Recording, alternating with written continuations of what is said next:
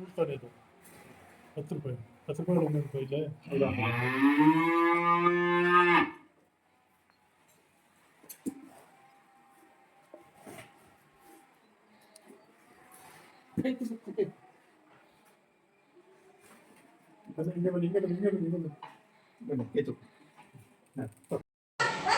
ನಾಳೆಯಿಂದ ನಾಳೆ ಕೂಡ ಆಗುತ್ತೆ ಇದು. ಇದು ಏನಾಗುತ್ತೆ? ಇದು ರೇಷ್ಮೆ ನಾಳೆ ಎಲ್ಲ ಹೊಡಿತೆ ಇದು. ಇದು ನಾಳೆಗೆ ನಾಳೆ ಹುಡ್ಕೋಬೋದಾ? ನಾಳೆ ಇಲ್ಲಿ ಬನ್ನಿ. ಕುಯ್ ಏನು ಮಾಡಲ್ಲ. ಏನು ಇದೇನು ಮಾಡ್ತೀವಿ ಇದು? ಇದೆಲ್ಲ ಗೂಡು ಕಟ್ಟುತ್ತೆ. ಇದು ಗೂಡು ಕಟ್ಟುತ್ತೆ ರೇಷ್ಮೆ. ಇದೇ ರೇಷ್ಮೆ. ಇನ್ನೊಂದೆರಡು ಹಾಕಿ ನೋಡಿ. ಎಲ್ಲ ರೇಷ್ಮೆ. ಇದೇನೆ ರೇಷ್ಮೆ. ಇದು ರೇಷ್ಮೆನಾ?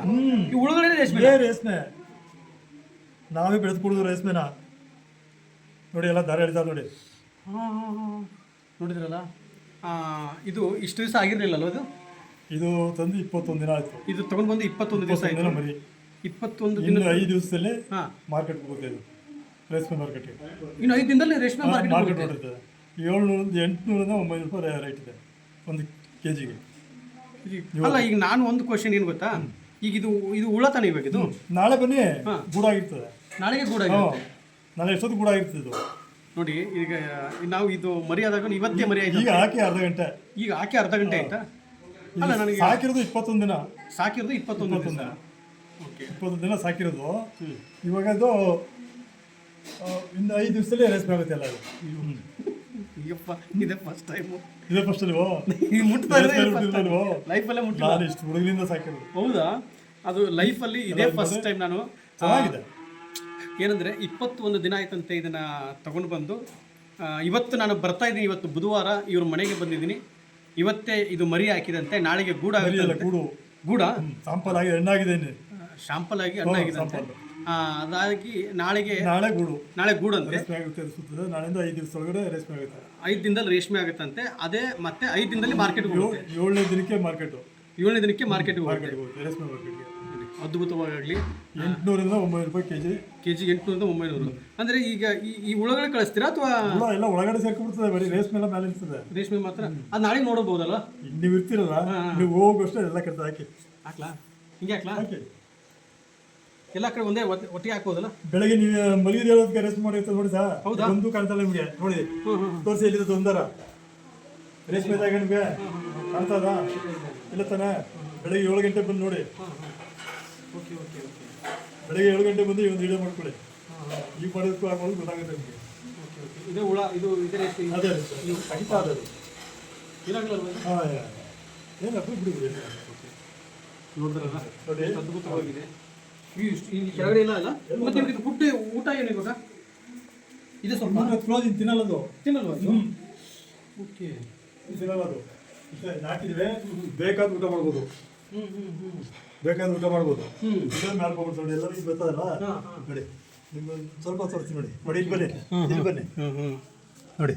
ಓಕೆ ಓಕೆ, ಇಲ್ಲಿ ನೋಡಿ, ಇಲ್ಲಿ ಬರ್ತದೆ ನೋಡಿ. ದಾರ ಕಾಣಿಸ್ತದ? ದಾರ. ಓಕೆ, ಬೆಳಗ್ಗೆ ಬಂದಿದ್ದು ನೋಡಿ ನೀವು. ಇಷ್ಟ ಆಗಿರ್ತದೆ. ಓ, ಎಷ್ಟಾಗಿರುತ್ತೆ? ಅದು ಹುಳನೇ ಕಾಣಲ್ಲ. ಅದು ಹುಳ ಕಾಣಲ್ಲ. ಕಾಣೋದು ಒಳಗಡೆ ಸೇರ್ಕೋತದೆ. ಓಹೋ, ನೀವೇ ರೆಡಿ ಮಾಡ್ತೀರ ಅಂತ ಕಾಯ್ತಾ ಇವಾಗ? ನಾವೇ ಮಾಡಿಕೊಟ್ರೆ ನಿಮ್ಮ ಸರ್ಕಾರದವರು ಆ ಕಡೆ ಎಲ್ಲ ಕಡೆ ಕಳಿಸ್ಕೊಳ್ಳಿ. ಇವಾಗ ಇದೆಲ್ಲ ರೆಕಾರ್ಡ್ ಆಗಿದೆ. ಇವಾಗ ಇದು ನಾವು ಯೂಟ್ಯೂಬ್ ಚಾನಲ್ ಒಳಗಡೆ ಹಾಕ್ತೀವಿ. ರೇಷ್ಮೆ ಹುಳ, ಲಿಂಗೇಗೌಡನದೊಡ್ಡಿ ಶಿವರಾಜು. ಲಿಂಗೇಗೌಡನದೊಡ್ಡಿ ಶಿವರಾಜು. ಓಕೆ, ಏನಂತಾರೆ? ಶಿವರಾಜು ಲಿಂಗೇಗೌಡನದೊಡ್ಡಿ. ನಿಮ್ಮ ಹೆಸರಲ್ವಾ? ಏನು ಹೇಳಿ ಇನ್ನೊಂದ್ಸಲ? ಶಿವರಾಜು ಲಿಂಗೇಗೌಡನದೊಡ್ಡಿ. ಶಿವರಾಜು ಲಿಂಗೇಗೌಡನದೊಡ್ಡಿ, ಕನಕಪುರ ತಾಲೂಕು.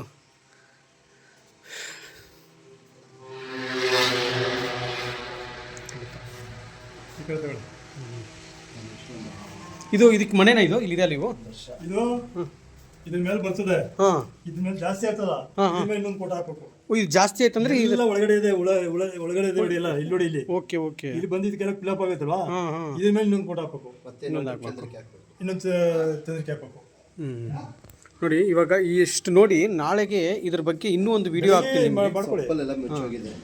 ಅದೇ ಇವಾಗ ನಾಳೆಗೆ ಅದು ಗೂಡಾಗಿರುತ್ತೆ. ಇನ್ನೊಂದು ವಿಡಿಯೋ ಮಾಡ್ತೀನಿ ನಾಳೆಗೆ.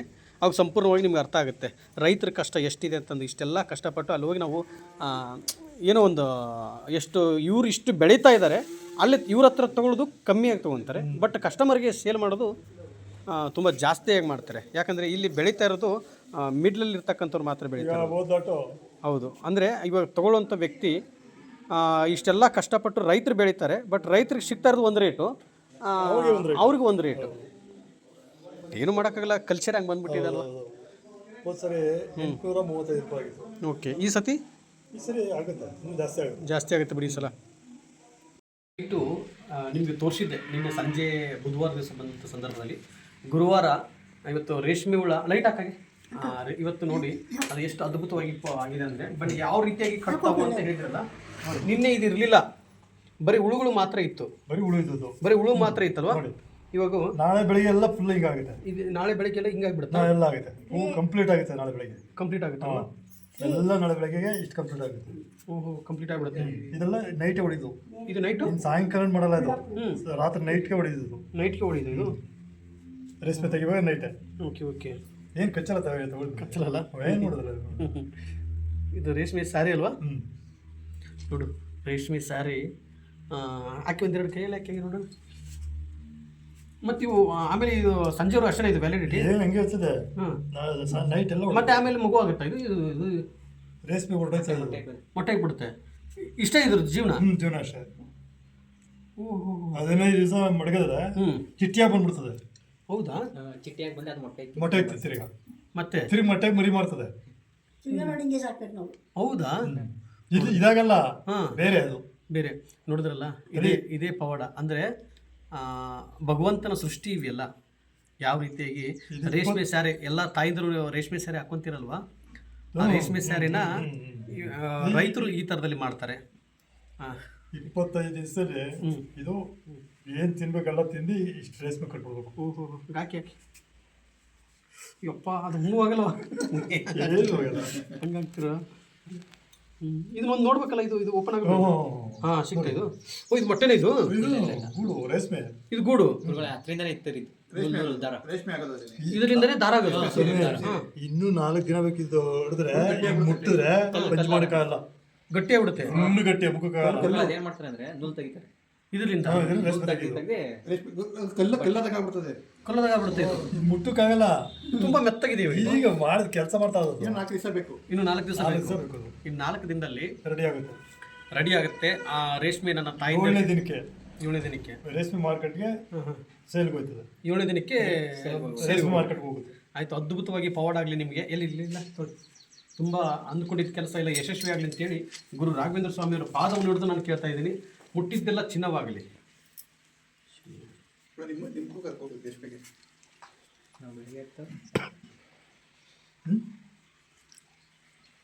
ಒಳ್ಳೇದಾಗಲಿ. ನಾವು ಆಗ್ತಾ ಬೆಳಗ್ಗೆ ನಾನು ಇದು ಮರಿ ತರಬೇಕಾದ್ರೆ ಅವ್ರ ಥರ ನಿಲ್ಸ್ಕೊಂಡು ಬೇಡ್ಕೊಂಡು ತಂದಿಲ್ಲಿಗೆ ಹಾಕ್ತೀನಿ. ದೇವ್ರ ಮನೆ ಮುಂದೆ ನಿಂತ್ಕೊಂಡು ಬೇಡ್ಕೊತೀನಿ. ಅವ್ರ ಮುಂದೆ ಬೇಡ್ಕೊಂಡು ನಾನು ತಂದು ಇಲ್ಲಿ ಒದರ್ತೀನಿ. ಓಕೆ ಓಕೆ, ಫಸ್ಟು ಅಲ್ಲೇ ರಾಯರಲ್ಲಿ ಕೇಳ್ಕೊಂಡೆ, ಕೈ ತುಂಬ ಕೊಡಿ ಅಂತೆಲ್ಲ ಕೇಳ್ಕೊಂಡು ಆಯಿತು. ಒಳ್ಳೇದಾಗಲಿ. ಆಗುತ್ತೆ, ಇನ್ನು ಮುಂದೆ ಅದ್ಭುತವಾಗಿ ಪವಾಡ ಆಗುತ್ತೆ ನಿಮಗೆ. ಹಾಂ, ನೋಡಿ, ಅಲ್ಲಿ ಇದೆ, ಇಲ್ಲಿ ಇದೆ. ಮುಟ್ಟಿದ್ದೆಲ್ಲ ಚಿನ್ನವಾಗಲಿ. ನೋಡ್ಬೇಕು, ಬೆಳಕಿನ್ನೂ ಜಾಸ್ತಿ ಆಗಿರುತ್ತಲ್ವಾ. ಎಲ್ಲ ವೈಟ್ ಕಾಣ್ತದೆ. ಇದೆಲ್ಲ ಕಾಣಲ್ಲ. ಇದು ಇದು ಮರಿ ಯಾವುದು ಕಾಣಲ್ಲ, ಎಲ್ಲ ಮುಚ್ಕೊಬಿಡ್ತದೆ. ಓಹೋ, ಎಲ್ಲ ಈ ಥರ ಬಿಡ್ತದಲ್ಲ, ಎಲ್ಲ ಆ ಥರ ಬಿಡ್ತದಲ್ಲ, ನೋಡಿ ಹಿಂಗಾಗ್ಬಿಡ್ತದಲ್ಲ. ಈಗ ಬರೀ ಒಂದು 10 ಪೈಸೆ ಅಷ್ಟೇ. ಒಟ್ಟಿನಲ್ಲಿ ರಾಯರು ಪವಾಡ ಮಾಡ್ತಾ ಇದ್ದಾರೆ ನಿಮಗೆ, ಅದ್ಭುತವಾಗಿ ಮಾಡಲಿ. ಇನ್ನು ಮುಂದೆ ಒಂದು 2 ನಿಮಿಷ ನಿಂತ್ಕೊಂಡು ಬೇಡ್ಕೊಂಡು ತಂದು ಇಲ್ಲಿ ಹಾಕೋದು ನಾವು. ಓಕೆ, ಒಳ್ಳೇದಾಗಲಿ ಸ್ವಾಮಿ. ಹಾಂ, ತುಂಬ ಖುಷಿ ಆಯಿತು. ಎಲ್ಲ ತಾಯಿಂದ್ರಿಗೂ ರೇಷ್ಮೆ ಸ್ಯಾರಿ ಸಿಗಲಿ ಅಂತೇಳಿ ತರಬೇಕಾದ್ರೆ ಸೆಂಟ್ರಿಗೆ ಇವರೇ ಕಳಿಸಿದ್ದು. ಹೌದಾ, ಯಾವತ್ತೂ ಹೋಗಿರಲಿಲ್ಲ. ಹೌದಾ. ನೋಡಿ, ಇನ್ನೊಂದು ವಿಚಾರದಲ್ಲಿ ಎಲ್ಲ ನನ್ನ ತಾಯಿಂದಿರಿಗೂ ರೇಷ್ಮೆ ಸ್ಯಾರಿ ಸಿಗಲಿ, ಗುರು ರಾಘವೇಂದ್ರ ಸ್ವಾಮಿಯವರ ಅನುಗ್ರಹ ಆಶೀರ್ವಾದ ಸದಾ ಎಲ್ಲ ನನ್ನ ತಾಯಿಂದಿರ ಮೇಲೆ ಇರಲಿ ಅಂತೇಳಿ ಗುರು ರಾಘವೇಂದ್ರ ಸ್ವಾಮಿಯವರ ಪಾದವನ್ನು ಹಿಡಿದು ನಾನು ಕೇಳ್ತಾ ಇದ್ದೀನಿ. ತಾಯಿಂದರೆ ಆದಷ್ಟು ಬೇಗ ನಿಮ್ಮೆಲ್ಲರಿಗೂ, ಎಲ್ಲರ ಹತ್ರ ಇರುತ್ತೆ, ಬಟ್ ಇನ್ನೂ ಹೆಚ್ಚಿನ ರೀತಿಯಾಗಿ ನಿಮಗೆ ಒಂದು ಇದು ಆಗಲಿ ಅಂತ ಬಿದ್ದಿದ್ದೇನೆ. ಇದು ಶ್ರೀಹರಿ ಎಲ್ಲರಿಗೂ, ಎಲ್ಲರ ತಾಯಿಂದಿರಿಗೂ ರೇಷ್ಮೆ ಸ್ಯಾರಿ ಸಿಗಬೇಕು. ಎಲ್ಲರ ಹತ್ರ ಇರುತ್ತೆ. ಏನಪ್ಪ ನಮ್ಮ ಹತ್ರ ಇದೆಯಪ್ಪ ಅಂತ ಹೇಳ್ತೀರೇನು? ಇರಲಿ, ಇನ್ನೂ ಹೆಚ್ಚಿನ ರೀತಿಯಾಗಿ ಇರಲಿ. ಹೌದಲ್ವಾ?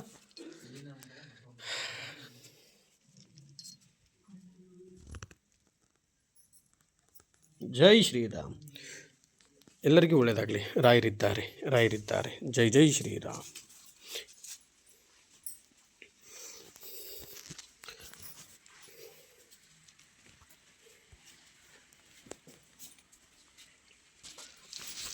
ಪೂಜ್ಯಾಯ ರಾಘವೇಂದ್ರಾಯ ಸತ್ಯಧರ್ಮರತಾಯ ಚ ಭಜತಾಂ ಕಲ್ಪವೃಕ್ಷಾಯ ನಮತಾಂ ಕಾಮಧೇನುವೆ. ರಾಯರಿದ್ದಾರೆ, ರಾಯರಿದ್ದಾರೆ, ರಾಯರಿದ್ದಾರೆ. ಜೈ ಶ್ರೀರಾಮ್, ಜೈ ಜೈ ಶ್ರೀರಾಮ್. ಎಲ್ಲರಿಗೂ ಒಳ್ಳೆಯದಾಗಲಿ.